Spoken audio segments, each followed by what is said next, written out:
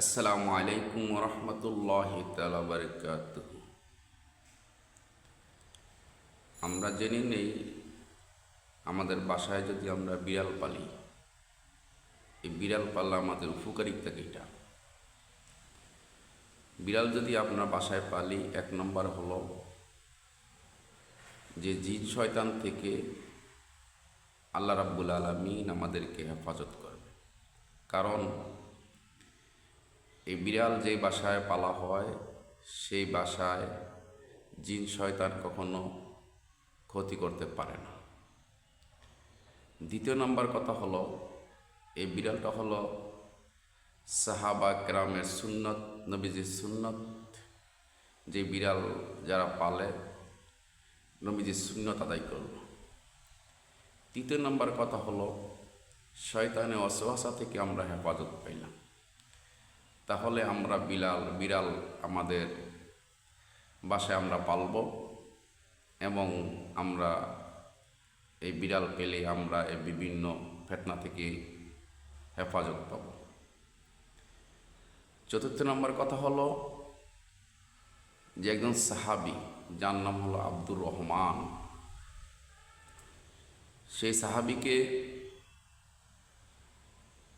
রাসূল পাক সাল্লাল্লাহু আলাইহি সাল্লাম অতি আদর করে। তাকে আবু হুরায়রা নাম দিলেন।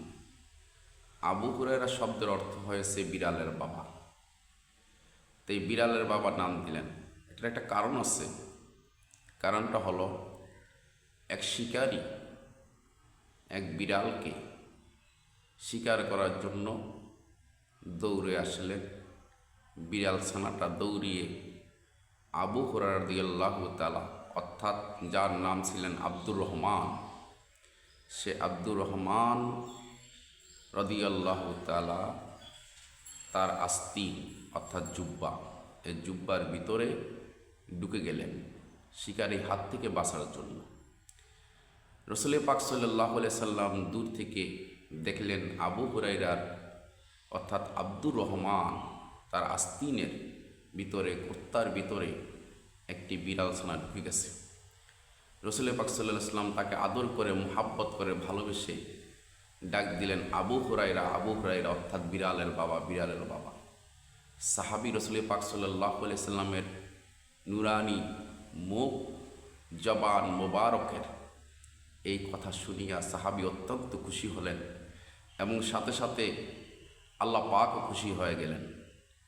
সেই দিন থেকেই আব্দুর রহমানের পরিবর্তে হাদিস মোবারকের মধ্যে এসেছেন তার নাম হযরত আবু হুরায়রা রাদিয়াল্লাহু তাআলা আনহু।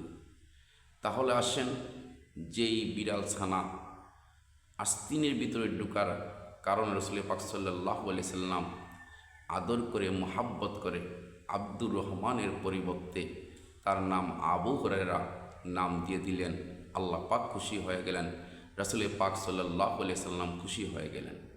তাহলে আমরা সেই বিড়াল ছানা আমাদের ঘরে লালিত পালিত করব, আমরা জিন শয়তান থেকে বেঁচে থাকব এবং রাসূল পাক সাল্লাল্লাহু আলাইহি সাল্লাম একটা সুন্নত আদায় হবে, সাহাবাদের একটা সুন্নত আদায় হবে এবং যেই বিড়াল ছানা রাসূল পাক সাল্লাল্লাহু আলাইহি সাল্লাম পছন্দ করতেন, আমরাও আসেন একটা রাসূল পাক সাল্লাল্লাহু আলাইহি সাল্লামের সুন্নত আঁকড়িয়ে ধরি।